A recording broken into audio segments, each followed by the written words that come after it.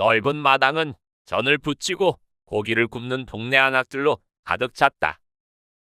고소한 냄새가 동네 구석구석을 채우고 마을 사람들은 즐겁게 잔치 준비에 한창이었다.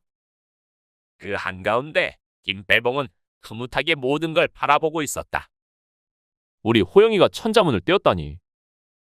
이 기쁜 날을 그냥 넘어가면 쓰겠나? 잔치를 크게 벌여야지. 그의 목소리에는 자부심이 가득 담겨 있었다. 옆에 있던 호영의 어머니는 살짝 웃으며 팔봉을 바라보았다. 여보, 잔치라니 너무 과하지 않아요? 과하다니. 무슨 소린가? 이건 우리 호영이가 이뤄낸 위대한 첫걸음이란 말이야. 선비가 되려면 이 정도는 해야지. 김팔봉은 주위를 둘러보았다. 잔치 준비로 분주한 집안의 모습이 그를 더 흐뭇하게 만들었다. 그는 어깨를 으쓱하며 다시 말을 이었다. 내가 어렸을 땐 이만큼 배우지도 못했어. 그래서 내가 호영이한테는 다 해주고 싶단 말이야. 마음껏 배울 기회를 주는 거지. 알겠어요, 여보. 그래도 너무 호들갑은 떨지 말아요. 사람들 다 아들 자랑만 하는 사람으로 알겠어요. 아내는 팔봉의 끝없는 아들 자랑에 약간 지쳐 보였지만 미소를 지으며 그의 말을 들어주었다. 우리 호영이가 나보다 나은 사람이 되게 해야 해. 아버지가 못 배운 한을 풀어주겠다고. 그때 마당 건너편에서는 딸들이 이 모든 소란을 지켜보고 있었다. 큰딸 현옥은 혼잣말을 했다. 천자문 하나 떼었다고 이 난리라니. 아버지 참 호들갑도 심하시지. 옆에서 작은딸 현임은 고개를 살짝 들었다. 그래도 우리 호영이가 처음으로 책을 다 뗐으니 기쁜 거잖아. 아버지가 좋아하실 만하지. 좋아하실 만하다고? 호영이는 밥만 2그릇 먹어도 칭찬받을 기세야. 우린 어쩌다 찬밥 신세야? 언니는 너무 예민해. 아버님이 우리한테도 충분히 잘해주시잖아. 아휴, 넌 정말 답답해. 현임은 현옥의 불만에 살짝 미소를 지으며 고개를 저었다. 언니는 너무 삐딱해. 아버님께선 우릴 정말 사랑하셔. 너무 예민하게 굴지 마. 얘기가 안 통해, 정말?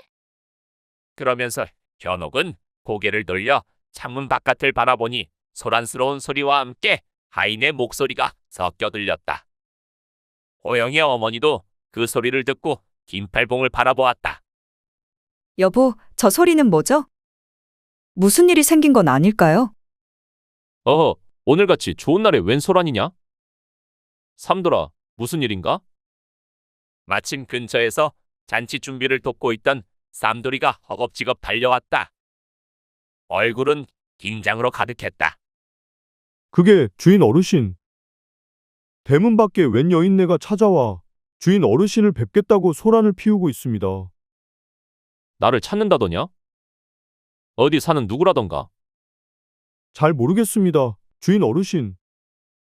행색을 보니 떠돌이 같은데 생떼를 쓰고 있으니 신경 쓰지 마시지요. 김팔봉은 살짝 미간을 찌푸리며 술잔을 내려놓았다. 왠지 불길한 기운이 느껴졌지만 그는 태연한 척 쌈돌을 보며 말했다. 아무리 떠돌이라도 나를 찾는다니 그냥 넘어갈 수는 없지. 내가 가보마.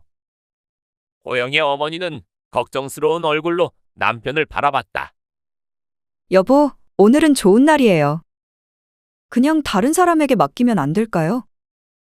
아무리 잔칫날이라도 이런 건 내 손으로 처리해야지. 걱정 마시오. 금방 돌아올 테니. 그렇게 말하며 김팔봉은 대문 쪽으로 발걸음을 옮겼다. 김팔봉은 대문 쪽으로 서둘러 발걸음을 옮기며 중얼거렸다. 그는 약간 긴장된 얼굴로 대문에 다가섰다. 대문 앞에는 낯선 여인이 다른 아인과 실랑이를 벌이고 있었다. 여인은 남루한 옷차림의 얼굴은 바짝 말라 있었지만 그 눈빛만은 날카로웠다. 내가 이 집 주인을 아는 사람이라니까? 왜 이렇게 막무가내로 나를 막는 거냐? 에이, 여보시오. 당신같이 행색이 남루한 사람이 우리 주인 어르신을 안다고? 말도 안 되는 소리 좀 그만하시오. 김팔봉은 그 소리에 발걸음을 멈추고 낯선 여인을 가만히 바라보았다. 어르신, 저 여자가 주인 어르신을 보겠다고 우기고 있습니다. 그런데 보시다시피 행색이 이래서 제가 그냥 쫓아보내려 했습니다. 자네 말은 일리가 있네만 저 여인이 나를 안다고 하니. 한번 직접 이야기를 들어보는 것이 옳겠지. 김팔봉은 천천히 여인에게 다가갔다. 나를 찾는다던데 대체 누구시오? 여인은 김팔봉을 보더니 눈이 번쩍 뜨이며 다가왔다. 그래, 맞구나. 팔봉이, 자네야. 자네가 이렇게 잘 살 줄 알았어. 김팔봉은 순간 당황한 얼굴로 여인을 바라보았다. 그는 여인의 얼굴을 찬찬히 살펴보았지만 어디서 본 듯한 얼굴인지 정확히 떠오르지 않았다. 누군지 모르겠소만 날 어디서 봤다고 하시오? 옆에서 지켜보던 쌍돌이 퉁명스럽게 끼어들었다. 어르신, 저런 여자 말에 신경 쓰지 마시고 그냥 보내버리는 게 좋지 않을까요? 어디 떠돌이 같은 사람이 헛소리하는 것 같습니다. 내 이놈, 입을 다물지 못하겠느냐? 내가 너희 주인을 어릴 적부터 알고 있는 사람이란 말이다. 김팔봉은 여인의 거친 반응에 살짝 당황했지만 그녀의 말 속에 진실이 있는 듯한 느낌을 받았다. 그는 조용히 손을 들어 삼도를 막았다. 있어 보거라. 이 여인이 나를 알고 있다는 듯하니 일단 이야기를 들어보자. 그녀의 눈에는 한 가닥 반가움과 서러움이 동시에 담겨 있었다. 팔봉이, 정말 날 기억 못하겠느냐? 원주에 살던 홍부자, 생각나지 않느냐? 자네가 어렸을 때 우리 집에서 장작을 패고 일하던 시절을 잊은 거야? 그 말을 듣자 김팔봉의 눈이 순간 커졌다. 그는 다시 여인을 유심히 바라보았다. 홍부자라는 이름은 그의 기억 속 깊이 묻혀있던 이름이었다. 어렸을 적 김팔봉은 가난 때문에 떠돌며 살았고 어느 날 우연히 원주에 있던 홍부자의 집에서 일을 하며 몇 년을 보낸 적이 있었다. 그때의 기억이 순간적으로 떠올리며 속으로 생각했다. 홍 부자. 그렇다면 이 부인은 홍 부자의 딸? 내가 그 집 딸이란다. 자네 어릴 적 우리 집에 머물렀을 때의 일이 이제야 떠오르는가? 김팔봉은 갑작스레 머릿속이 복잡해졌다. 그 시절의 기억이 떠오르며 자신을 거두어 주었던 은인의 딸이 눈앞에 서 있는 것이 믿기지 않았다. 그는 잠시 주저했지만 이내 아는 척을 하려는 순간 옆에서 이 상황을 지켜보던 큰딸 현옥이 끼어들었다. 현옥은 멀리서 보고 있다가 더 이상 참지 못한 듯 날카롭게 말했다. 아버지, 이 여자가 말하는 걸 믿으시는 거예요? 홍부자? 그게 누구라고요? 뭐, 우리 아버지가 그 집에서 일하던 시절이라도 있다는 겁니까? 김팔봉은 딸의 말을 듣고 눈썹을 찌푸렸다. 홍씨 부인을 모질게 내칠 생각은 없었지만 딸이 앞에서 그렇게 말하니 갑자기 자신의 과거가 부끄러워지기 시작했다. 아버지, 저 여자는 그냥 한몫 챙기려고 찾아온 거예요. 우리 아버지가 그런 어려운 시절을 보냈을 리 없지. 이런 꾀죄죄한 여인이 뭐라고. 내 아비가 우리 집에 와서 몇 년을 지냈는데. 자네가 말해보게. 김팔봉은 딸과 여인의 실랑이를 보며 갑작스레 고민에 빠졌다. 자신을 키워준 은인의 딸을 그냥 내칠 수도 없었지만 현옥의 말처럼 자신의 과거를 드러내고 싶지도 않았다. 그는 결국 타협을 하기로 마음먹었다. 삼돌아, 이 부인께 여비를 좀 드리고 잔치상을 차려드려라. 여비? 잔치상? 팔봉이, 자네 정말 나를 모른 척할 셈인가? 김팔봉은 아무 말도 하지 않고 고개를 돌려버렸다. 김팔봉이 차갑게 고개를 돌리자 여인은 그를 향해 한 발짝 다가섰다. 눈에는 서러움이 가득 담겨 있었다. 팔봉이. 이 사람아. 자네가 우리 아버지에게 빚진 은혜를 잊었단 말이냐? 김팔봉은 그 말에 가슴이 훅 내려앉는 듯했다. 사실 홍 부자 댁에서 걷어준 덕분에 자신이 목숨을 부지할 수 있었고 그때의 품삯으로 장사를 시작해 지금의 객주가 되었으니 그녀의 말은 사실이었다. 하지만 그는 지금 딸과 아이들 그리고 마을 사람들 앞에서 과거를 드러내고 싶지 않았다. 이복의 자네. 자네가 우리 집에서 지낸 몇 년 동안 우리 아버지께서 자네를 얼마나 아꼈는지 잊었단 말이냐? 아버지께서는 자네를 가족처럼 여겼다고. 그런데 지금 와서 그 은혜를 모른 척하고 여비나 주고 보내려 한다는 게 말이 된단 말인가? 삼돌아, 이 부인께 여비를 드리고 빨리 돌려보내도록 하게. 삼돌은 머뭇거리며 눈치를 살폈다. 두고 보거라. 내가 언젠가 이 은혜를 저버린 대가를 치르게 될 것이다. 이 세상엔 내가 모르는 진리가 있는 법이다. 내가 오늘 이렇게 날 모른 척하는 것을 하늘도 땅도 기억할 거다. 그 말에 김팔봉은 등 뒤에서 느껴지는 그녀의 분노 섞인 눈길을 외면하려 했었다. 삼돌은 여인의 발치에 조심스럽게 동전 몇 잎을 내려놓으며 노자에 보태시고 어서 가시지요. 여인은 한참 동안 아무 말도 하지 않았다. 그녀는 발치에 떨어진 동전을 내려다보며 고개를 천천히 들었다. 하지만 그 동전에는 손도 대지 않았고 한동안 김팔봉을 노려보던 여인은 등을 돌려 천천히 대문 밖으로 걸어나갔다. 김팔봉은 대문 밖으로 사라지는 그녀의 뒷모습을 보며 깊은 한숨을 내쉬었다. 그의 가슴속은 갑갑하고 찜찜했지만 그는 애써 그것을 잊으려 했다. 홍씨 부인이 대문 밖으로 사라진 그날 저녁 집안에는 다시금 소란이 일었다. 호영이가 보이지 않게 된 것이었다. 낮까지 집에서 뛰어놀던 호영이였지만 저녁이 되자 흔적도 시 사라졌다. 호영이가 어디로 간 것이냐? 당장 찾아보거라. 근처 개울이며 산이며 싹 다 뒤져보거라. 아인들은 곧장 마을 여기저기로 흩어져 호영을 찾으러 나갔다. 김팔봉은 집안에서 초조하게 마당을 서성거렸다. 뭔가 잘못됐다는 불길한 예감이 그의 마음속에서 점점 커져갔다. 시간이 흐르며 점점 어두워지고 집안은 긴장감으로 가득 찼다. 어떻게 이런 일이 벌어진 거지? 그때 하인 삼돌이 급히 마당으로 들어섰다. 숨이 차오른 삼돌은 김팔봉을 향해 다가왔다. 삼돌아? 호영이를 찾았느냐? 어르신, 죄송합니다. 도련님이 어디로 가셨는지 아무도 본 사람이 없습니다. 마을 사람들에게 물어봤는데 그 누구도 본 적이 없다고 합니다. 김팔봉의 얼굴이 새하얗게 질렸다. 그가 눈앞에서 사라진 아들에 대한 불안감으로 몸을 떨고 있을 때 이번엔 큰딸 현옥이 달려왔다. 그녀 역시 긴장한 얼굴로 말을 이었다. 아버지, 큰일 났어요. 현임이도 안 보입니다. 나가는 걸 못 봤는데 아무리 찾아도 어디에도 없어요. 뭐라고?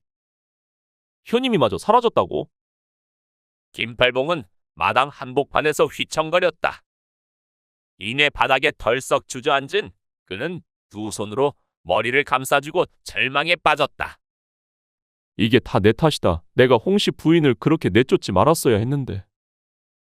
하늘이 내게 벌을 내리는구나. 내 아들, 내 딸까지. 김팔봉은 얼굴을 감싼 채 떨고 있었다. 이대로 두 자식을 잃게 될 거라는 공포가 그의 가슴속을 짓누르고 있었다.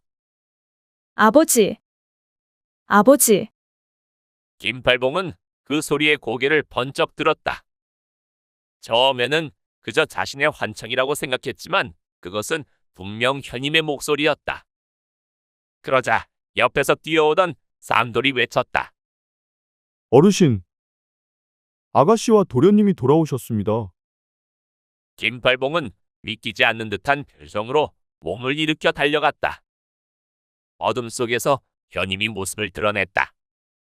그녀는 등에 호영을 업고 천천히 걸어오고 있었다.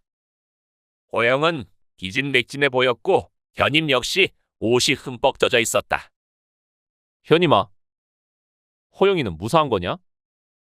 이게 어떻게 된 것이냐? 아버지, 걱정 마세요. 호영이는 무사해요. 김팔봉은 다급히 호영을 받아들고 방으로 데려가 따뜻한 이불 속에 눕혔다.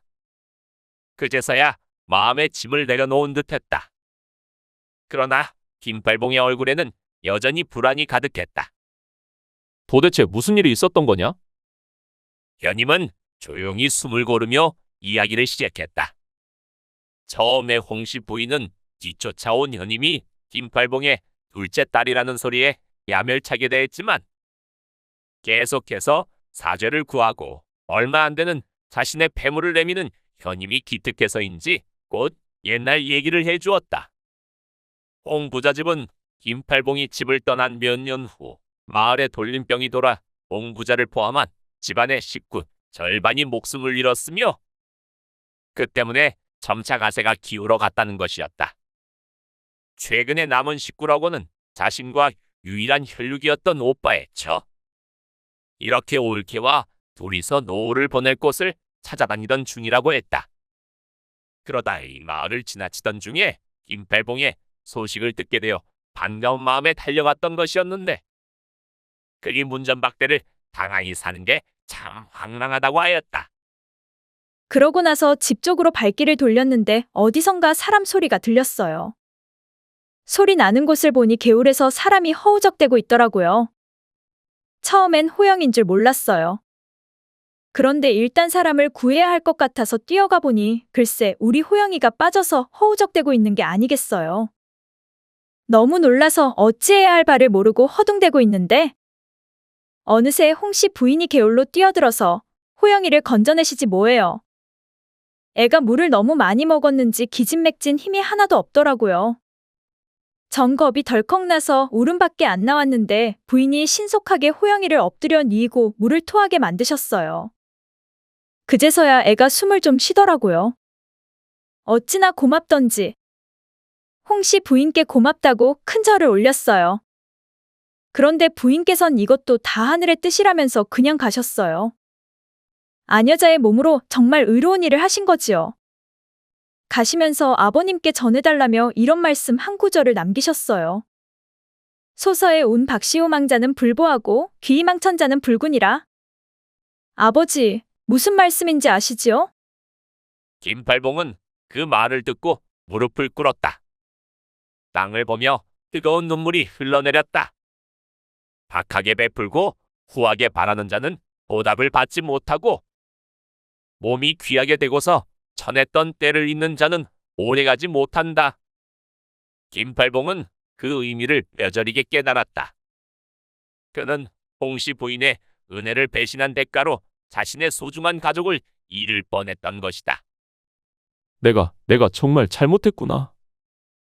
나를 살려준 은인의 딸을 그렇게 대하다니 이제 와서 깨닫다니. 그는 고개를 숙이고 연신 눈물을 흘렸다. 현임은 아버지의 곁에 조용히 서서 그가 자신의 잘못을 되새길 시간을 주었다. 김팔봉은 눈물을 닦으며 결심했다. 하늘이여, 이제라도 깨달았으니 앞으로는 바르게 살겠소. 재물에 눈이 멀어 사람을 외면하는 어리석음을 다시는 범하지 않겠소. 그날 이후 김팔봉은 완전히 변했다.